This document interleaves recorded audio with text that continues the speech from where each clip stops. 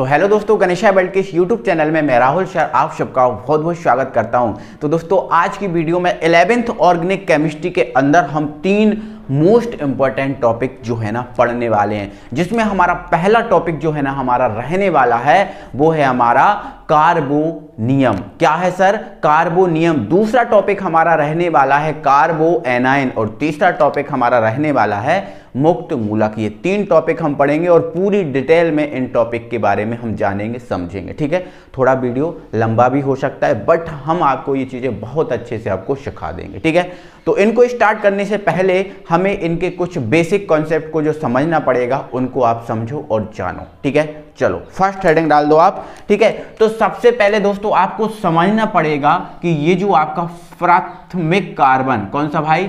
प्राथमिक कार्बन। ठीक है ना, प्राथमिक कार्बन, प्राथमिक कार्बन या जो आपका 1 डिग्री कार्बन होता है वो आपका क्या होता है, ये जानना पड़ेगा। प्राथमिक कार्बन या जो 1 डिग्री कार्बन होता है भाई साहब, ये क्या होता है आपको सबसे पहले इस चीज पे गौर करनी पड़ेगी, इस चीज को समझना पड़ेगा। ठीक है, जानते हैं समझते हैं। तो मेरे भाई प्राथमिक कार्बन पे बात कर रहे हैं। ठीक है, यहां समझो आप, ये देखो यहां पर मैंने कुछ यौगिक लिख दिए, ये यहां पर कुछ यौगिक लिख दिए मैंने। ठीक है, ये आपका एक मैंने यौगिक लिख दिया। ठीक है, अब मैं आपसे पूछता हूं, आप जवाब देना। मैं आपसे पूछता हूं भाई साहब, इस कार्बन जो आपका ये वाला कार्बन है, इस कार्बन से कितने समूह जुड़े हैं? इस कार्बन से कितने एल्किल समूह, एल्किल की बात कर रहा हूं, कितने एल्किल समूह जुड़े हैं? ठीक है, बोलो आप, कितने एल्किल समूह जुड़े हैं इससे? बोलो। तो आप कहोगे सर एक एल्किल समूह जुड़ा है, क्योंकि CH3 आपका होता है मेथिल और मेथिल एल्किल समूह है। तो इससे कितना एल्किल समूह जुड़ा है? इससे केवल एक एल्किल समूह जुड़ा है, एक एल्किल समूह जुड़ा है ना। ठीक है, कोई दिक्कत नहीं है, चलो आगे बढ़ो। अब मैंने मेरे भाई यहां पर लिख दिया CH सिंगल बॉन्ड, यहां पर लिख दिया सिंगल बॉन्ड CH3 और यहां पर लिख दिया सिंगल बॉन्ड CH3। ठीक है, अब मैं आपसे बोलता हूं कि मेरे भाई बताओ, इस कार्बन जो है, ये जो आपका कार्बन, इससे कितने एल्किल समूह जुड़े हैं?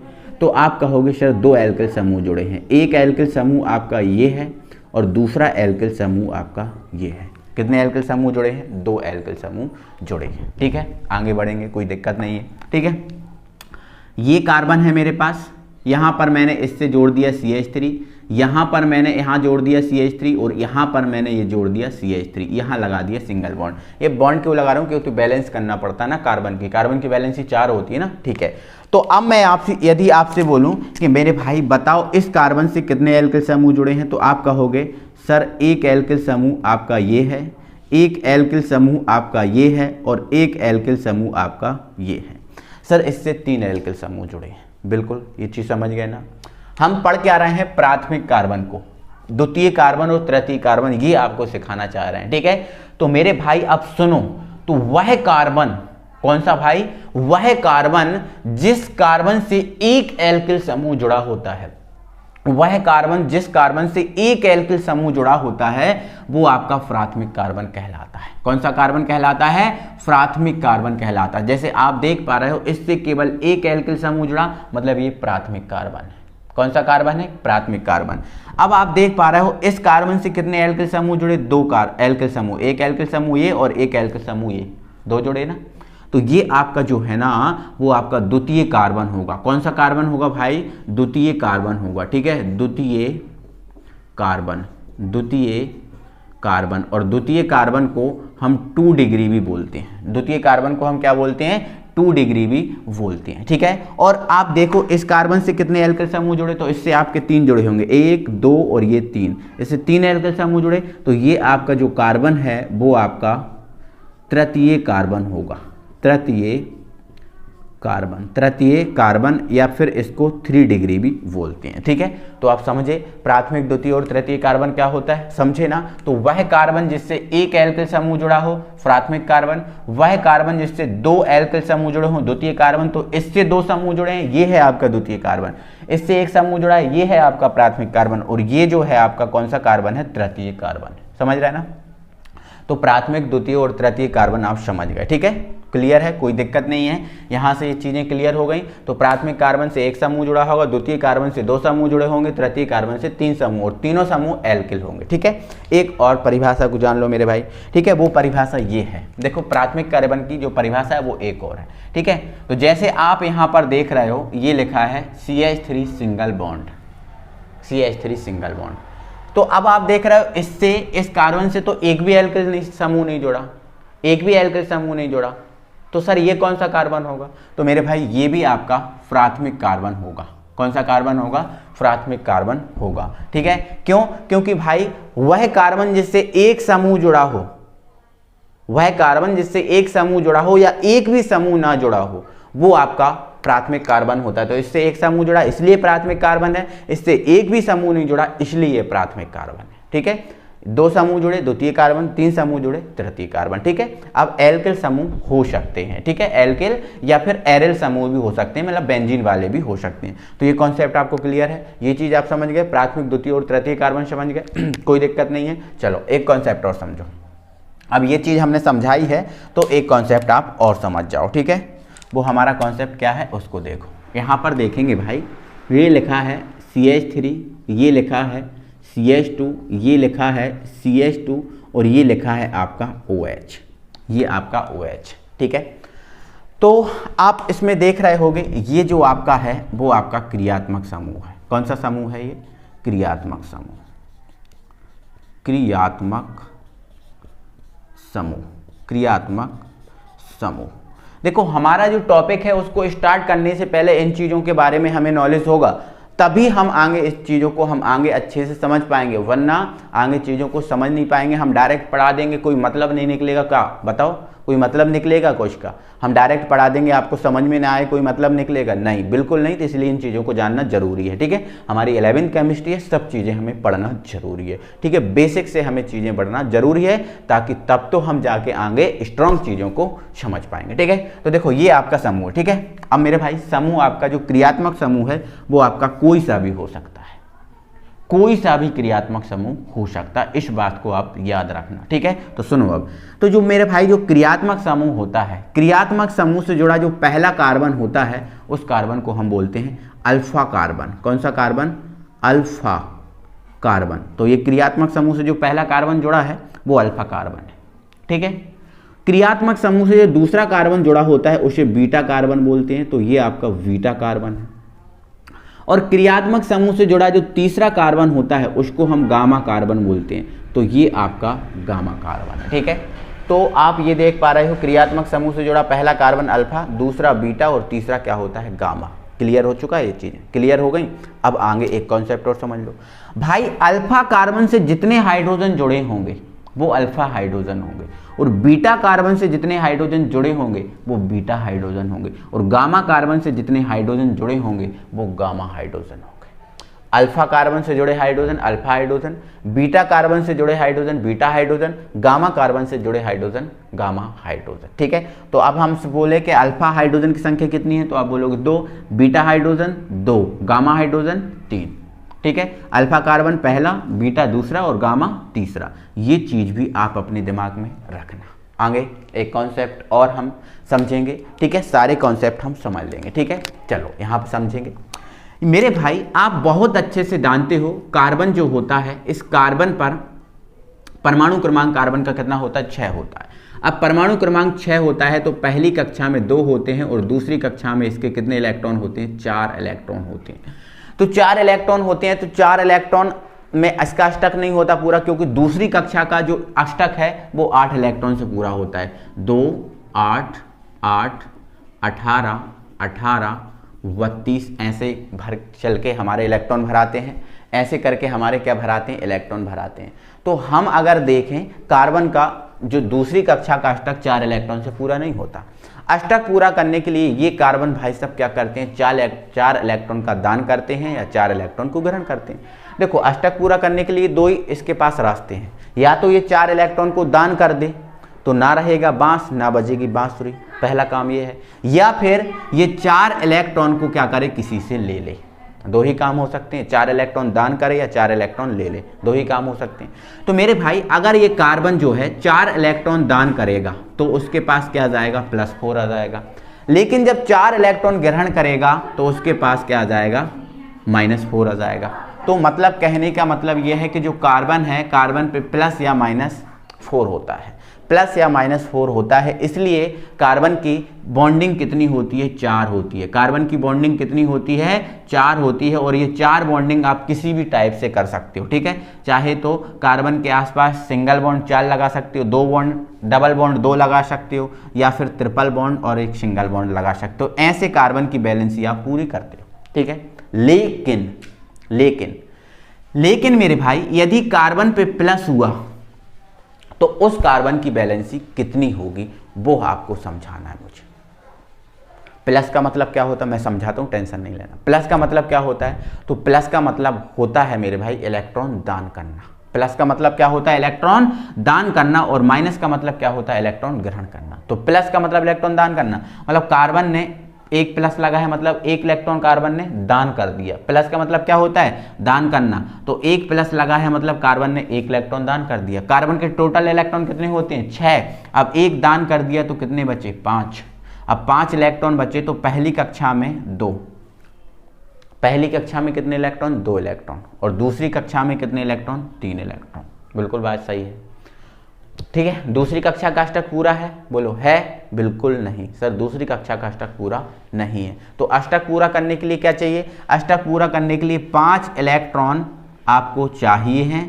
तो 5 इलेक्ट्रॉन आप लो, या फिर जो 3 इलेक्ट्रॉन हैं वो आप क्या कर दो, दे दो, तो आपका अष्टक पूरा हो जाएगा। तो बताओ इन दोनों कामों में सरल काम कौन सा है, तो 3 इलेक्ट्रॉन दान करना सरल होगा, क्योंकि 5 ज़्यादा हैं तो लेना आपका क्या हो जाएगा, कठिन। तो देना आपका क्या हो जाएगा, सरल, क्योंकि देने को 3 है और लेने 5। तो ये 3 इलेक्ट्रॉन किसी को क्या कर देगा भाई, दान कर देगा। जब 3 इलेक्ट्रॉन दान कर देगा, 3 इलेक्ट्रॉन दान कर देगा, तो 3 इलेक्ट्रॉन दान करेगा ना। जब 3 इलेक्ट्रॉन दान करेगा तो इसकी जो संयोजकता हो जाएगी, वो संयोजकता कितनी हो जाएगी, वो संयोजकता आपकी हो जाएगी 3। कितनी हो जाएगी, 3, क्योंकि 3 दान कर रहा है तो संयोजकता कितनी हो जाएगी, 3। और जब 3 दान करेगा तो संयोजकता 3। तो इसका मतलब ये हुआ कि कार्बन पर यदि प्लस होता है, कार्बन पर यदि प्लस होता है तो उसकी संयोजकता 3 होती है। मतलब कार्बन पे यदि प्लस होता है तो वो अपने साथ 3 बॉन्ड रख सकता है। कितने बॉन्ड रख सकता है, 3 बॉन्ड रख सकता है, क्योंकि संयोजकता कितनी हो रही है, 3। इस विशेष बात को आपके दिमाग में फिट कर लेना। कार्बन पे प्लस होगा तो उसकी संयोजकता 3 होगी। कितनी होगी भाई, 3 होगी, ठीक है, ओके, ये समझ गए। अब यदि कार्बन पे माइनस होता है तो इस कंडीशन में क्या होगा, तो कार्बन पे माइनस, तो माइनस का मतलब क्या होता है, इलेक्ट्रॉन ग्रहण करना। माइनस का मतलब क्या होता है मेरे भाई, इलेक्ट्रॉन ग्रहण करना। माइनस लगा है मतलब इलेक्ट्रॉन उसने ग्रहण किया। किसी के ऊपर भी माइनस लगा है, इसका सीधा साधा मतलब ये है कि उसने इलेक्ट्रॉन ग्रहण किया है। तो कार्बन के पास टोटल कितने इलेक्ट्रॉन होते हैं, 6। अब एक माइनस लगा मतलब एक ग्रहण कर लिया, तो 6 की जगह कितने हो गए, 7 हो गए। अब 7 हो गए तो पहली कक्षा में कितने, 2, और दूसरी कक्षा में कितने, 5। अब अष्टक पूरा करने के लिए कितने इलेक्ट्रॉन, 3 इलेक्ट्रॉन ये किसी से ले, या 5 इलेक्ट्रॉन ये किसी को दे, तब इसका अष्टक पूरा हो जाएगा। तो इन दोनों में देखो सरल काम कौन सा है, तो सरल काम क्या है, 3 इलेक्ट्रॉन लेना, क्योंकि 3 कम है। तो 3 इलेक्ट्रॉन ये ले लेगा। अब 3 इलेक्ट्रॉन ले लेगा तो इसकी जो संयोजकता है वो फिर से कितनी हो जाएगी, इसकी संयोजकता है वो फिर से आपकी कितनी हो जाएगी, फिर से आपकी संयोजकता 3 हो जाएगी। इसका मतलब ये हुआ कि कार्बन पे माइनस अगर है तब भी वो अपने पास 3 बॉन्ड रखेगा। इस बात को याद रखना, ध्यान रखना इस बात को। क्या भाई, क्या बोला हमने, कार्बन पे प्लस है तब भी वो अपने पास 3 बॉन्ड रखेगा, कार्बन पे माइनस है तब भी वो अपने पास 3 बॉन्ड रखेगा, ठीक है। अब एक बात समझो, तो ये अगर कार्बन पे कुछ नहीं है तो उसका नाम तो क्या है भाई, कार्बन ही है। क्या है, कार्बन ही है। क्या है, कार्बन है। लेकिन कार्बन पे प्लस है तो मेरे भाई उसका नाम है कार्बोनियम। कार्बोनियम, कार्बोनियम, या फिर आप इसको कार्बोधनायन बोल सकते हो। कार्बोनियम या फिर उसको आप कार्बोधनायन बोल सकते हो। यदि कार्बन पे प्लस है तो उसको कार्बोनियम या कार्बोधनायन बोल सकते हो। और आगे यदि कार्बन पे माइनस है तो उसको कार्बोएनायन बोल सकते हो। आप क्या बोल सकते हो, कार्बो एनाइन, कार्बो एनाइन या कार्बो रेडाइन, माइनस है ना, माइनस को ऋण बोलते हैं, तो कार्बो रेडाइन। समझे आप इस चीज को, इस कॉन्सेप्ट को समझो कि मैं आपको बताना क्या चाह रहा हूं। देखो भाई, जो आपके टॉपिक हैं वो तो 50% आपके कंप्लीट हो गए, 50% नहीं 90% आपके कंप्लीट हो गए, जो टॉपिक आपको मैं पढ़ाने वाला हूं। अगर आपने इतना पढ़ लिया ना तो आपके जो 90% टॉपिक कंप्लीट, तीनों टॉपिक आपके कंप्लीट 90%, 10% बचा है वो तो हम कर ही लेंगे कंप्लीट, अगर इन चीजों को आपने समझा है। समझो एक बार फिर से, प्राथमिक कार्बन वह कार्बन होता है यदि किसी कार्बन से एक एल्किल समूह जुड़ा है या एक भी एल्किल समूह नहीं जुड़ा तो वो प्राथमिक कार्बन। जैसे एक जुड़ा प्राथमिक, इससे एक भी नहीं जुड़ा प्राथमिक। दो जुड़े हैं तो द्वितीय कार्बन, और 3 जुड़े हैं तो आपका तृतीय कार्बन। ठीक है, क्रियात्मक समूह से जुड़ा पहला कार्बन अल्फा, दूसरा बीटा और तीसरा गामा होता है। ये कॉन्सेप्ट समझो। ठीक है, आगे समझो। कार्बन की संयोजकता कितनी होती है? 4, इसीलिए वो कार्बन अपने पास 4 बॉन्ड रखता है। बट कार्बन पे प्लस है तो कार्बन पे प्लस है तो उसकी बॉन्डिंग कितनी होगी? 3 होगी। संयोजकता कितनी होगी? 3 होगी। कार्बन पे माइनस है तो उसकी संयोजकता कितनी होगी? 3 होगी। ठीक है, कार्बन पे प्लस है तो उसको कार्बोनियम बोलते हैं, कार्बन पे माइनस है तो उसको कार्बो एनाइन बोलते हैं। ठीक है, अब एक कॉन्सेप्ट और बचा है, यहां देख लो। अब भाई ये हमारे पास कार्बन है और इस पर ये एक बिंदु लगा हुआ है, बिंदु लगा है। बिंदु क्या है? तो बिंदु का मतलब मेरे भाई इलेक्ट्रॉन होता है। बिंदु का मतलब क्या होता है? इलेक्ट्रॉन। मतलब इसके पास इलेक्ट्रॉन बैठा हुआ है, जो कार्बन है उसके पास एक मुक्त इलेक्ट्रॉन बैठा हुआ है। इलेक्ट्रॉन जो है इसको मुक्त इलेक्ट्रॉन बोलते हैं। कौन सा इलेक्ट्रॉन बोलते हैं? मुक्त इलेक्ट्रॉन।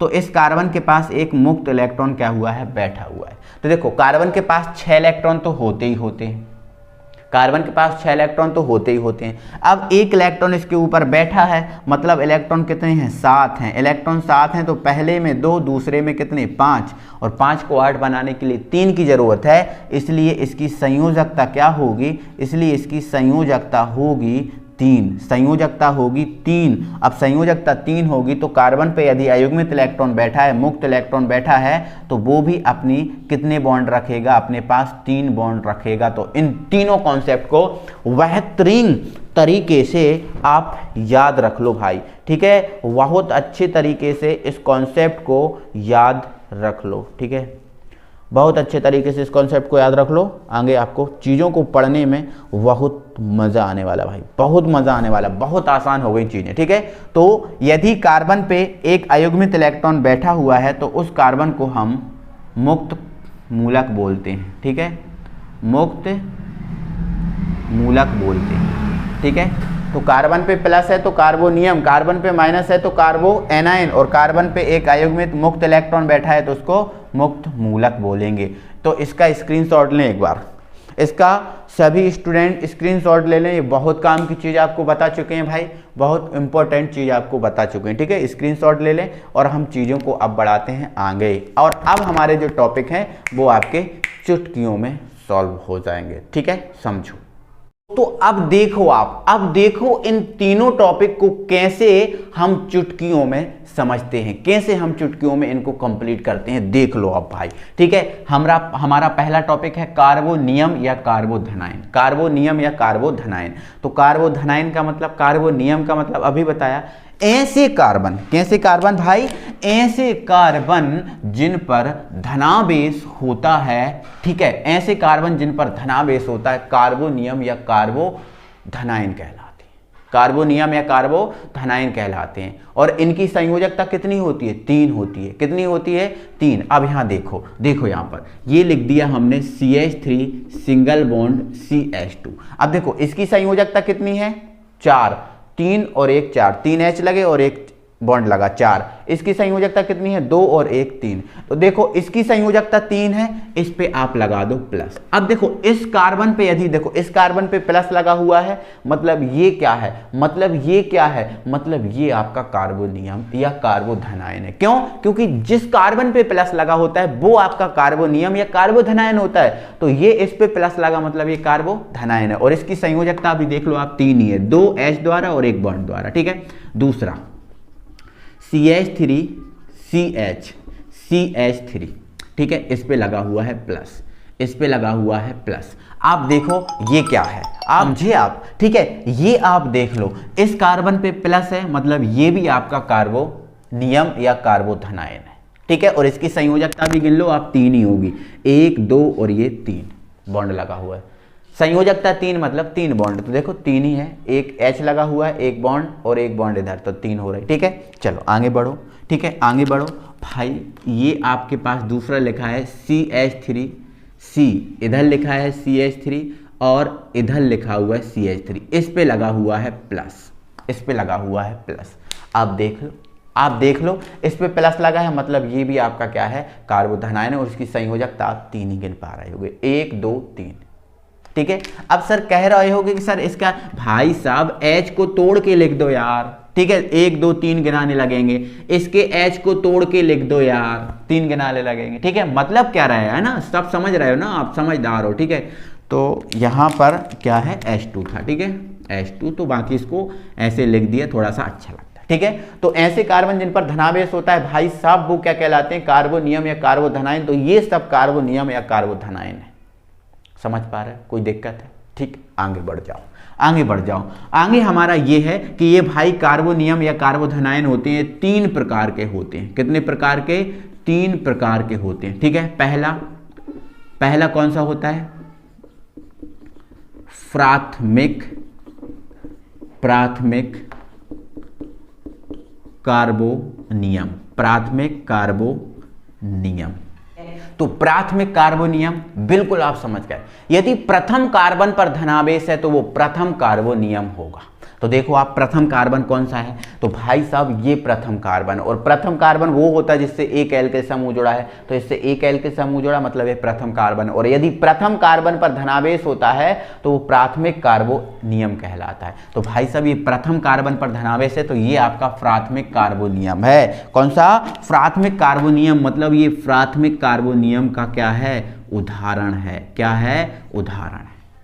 द्वितीय कार्बोनियम क्या है, यदि द्वितीय कार्बन पर धनावेश होता है तो उसे द्वितीय कार्बोनियम, ठीक है। तो ये आपका द्वितीय कार्बोनियम है। कौन सा कार्बोनियम, द्वितीय कार्बोनियम, तो ठीक है। तो ये द्वितीय कार्बोनियम के उदाहरण में क्या लिख दोगे, CH3 और इस पर प्लस, द्वितीय कार्बोनियम है। दो मतलब वह कार्बन जिससे 2 समूह जुड़े होते हैं, द्वितीय कार्बन, और द्वितीय कार्बन पर धनावेश है द्वितीय कार्बोनियम। अब भी तो समझाए थे, ठीक है। तृतीय कार्बोनियम, अब तृतीय कार्बोनियम, तो यदि तृतीय कार्बन पर धनावेश होता है तो उसे तृतीय कार्बोनियम कहते हैं, ठीक है। तो आप इनकी थ्योरी लिख लेना, जैसे ये 3 प्रकार के होते हैं, ऐसे करके फिर आप डाल देना हेडिंग प्राथमिक कार्बोनियम। तो उसमें क्या लिखोगे, यदि प्रथम कार्बन पर धनावेश होता है तो उसे प्रथम कार्बोनियम कहते हैं, उदाहरण ये है। यदि द्वितीय कार्बन पर धनावेश होता है तो उसे द्वितीय कार्बोनियम कहते हैं, उदाहरण ये है, थ्योरी लिख लेना। यदि तृतीय कार्बन पर धनावेश होता है तो उसे तृतीय कार्बोनियम बोलते हैं, ठीक है। ये उदाहरण इसका, ये उदाहरण इसका, ये वाला, ये तृतीय कार्बोनियम का उदाहरण है, आप उदाहरण इसमें लिख लेना। तो ये आपका प्राथमिक कार्बोनियम 1 डिग्री, ये आपका द्वितीय कार्बोनियम 2 डिग्री, और ये आपका तृतीय कार्बोनियम। इतना समझे, इतना क्लियर, आगे बढ़ जाओ। इसकी विशेषताएं भी हैं, तो विशेषताओं को देखते चलो, तो देखो कार्बोनियम की विशेषताएं हैं, तो इन पर धनावेश होता है, बिल्कुल सही विशेषता है, इन पर धनावेश ही होता है, बिल्कुल। अब ये अस्थायी होते हैं, बिल्कुल मेरे भाई ये अस्थायी है। कारण क्या है मेरे भाई, आप ये बताओ, Na पर प्लस है तो Na पर प्लस कब तक रहेगा, बोलो कब तक रहेगा, तो जब तक रहेगा जब तक इसको कोई माइनस वाला नहीं मिलेगा। जैसे ही माइनस वाला मिलेगा तो plus minus cancel, plus minus cancel, ठीक है, प्लस माइनस कैंसिल, मतलब ये अस्थायी है। मतलब क्या है, अस्थायी है। जैसे मान के चलो Ca पर 2 प्लस है, तो कब तक Ca पर 2 प्लस रहेगा, जब तक कि इसको कोई माइनस वाला ना मिले। जैसे ही माइनस वाला मिलेगा तो ये उससे क्रिया करेगा और प्लस को माइनस से खत्म कर देगा। आपको पता ही है ना, प्लस कहाँ रहता है, बताओ किस पे रहता है, प्लस है मतलब बुखार है उसको, प्लस या माइनस। जैसे मान के चलो हमें बुखार होता है तो हम संतुष्ट नहीं रहते, हम डॉक्टर के पास जाते हैं ना, तो उसी प्रकार यदि कार्बन पे प्लस है, कार्बन पे माइनस है और कार्बन पे मुक्त इलेक्ट्रॉन है तो उसको बुखार है। इसका मतलब क्या है, उसे बुखार है, वो संतुष्ट नहीं रह सकता। उसको क्या चाहिए, उसको प्लस है तो माइनस वाला चाहिए, माइनस है तो प्लस वाला चाहिए। समझ गए ना, ठीक है। तो ये अस्थायी होता है। अगला है ये अति क्रियाशील होते हैं। बिल्कुल ये अति क्रियाशील होते हैं। क्यों होते हैं, क्योंकि प्लस वाला को सोचता है कि माइनस वाला मिले और माइनस वाला मिलेगा तुरंत क्रिया करेगा, तुरंत क्रिया करेगा, उसको छोड़ेगा नहीं, मतलब ये अतिक्रियाशील है। मतलब ये क्या है, अतिक्रियाशील होते हैं। ठीक है, अब इनमें sp² संकरण होता है। कौन सा संकरण, sp²। कैसे होता है वो आप समझ लो। ठीक है, देखो हमने आपको बॉन्ड के द्वारा संकरण निकालना बताया था। ठीक है, जैसे अगर इसको उठा लें, हम इधर इसको उठा लें तो देखो ये आपका CH3 है और ये आपका ये CH2 है। इसको H को हम तोड़ के लिख दे रहा है, एक H इधर एक H इधर, इस पे प्लस, तो ये आपका कार्बोकैटायन है, कार्बोनियम है, कार्बोनियम है।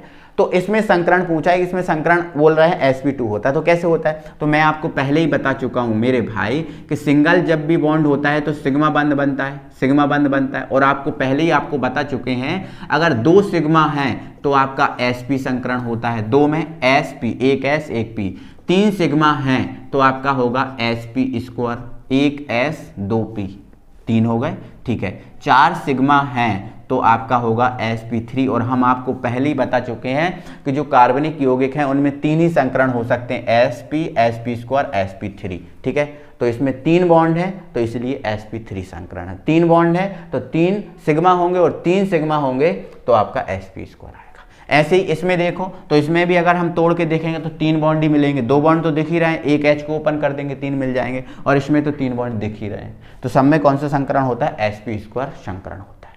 क्लियर है कहानी, बिल्कुल सर। कार्बोनियम हमारा कंप्लीट है, 100% हमारे दिमाग में आ चुका है, कोई दिक्कत नहीं है। तो भाई आ जाओ कार्बो एनायन पर, आ जाओ कार्बो एनायन पर या कार्बो ऋणायन पर। तो ऐसे कार्बन जिन पर ऋणावेश होता है, ऐसे कार्बन जिन पर ऋणावेश होता है क्या कहलाते हैं, कार्बो ऋणायन या कार्बो एनायन। तो ऐसे कार्बन जिन पर धनावेश होता है कार्बोनियम या कार्बो धनायन, तो इन पर क्या होता है, ऋणायन। तो प्लस की जगह बस माइनस कर देना, प्लस की जगह बस क्या कर देना, माइनस कर देना, ये आपका कार्बो एनायन या कार्बो ऋणायन बन जाएगा। प्लस की जगह बस माइनस कर देना।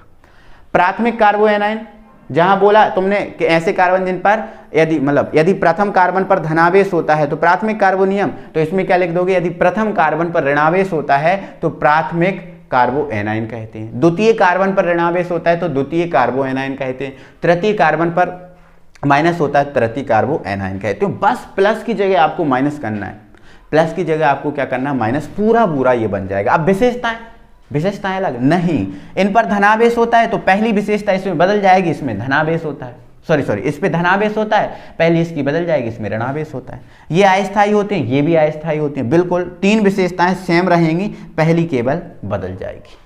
ऐसे ही आपका मुक्त मूलक, तो ऐसे कार्बन जिन पर मुक्त इलेक्ट्रॉन होता है, मुक्त इलेक्ट्रॉन, इनकी जगह आप मुक्त इलेक्ट्रॉन कर देना। ठीक है, इनकी जगह आप क्या कर देना, मुक्त इलेक्ट्रॉन कर देना, ये बिंदी बना देना। ठीक है, ऐसे ये आप बिंदी बना देना।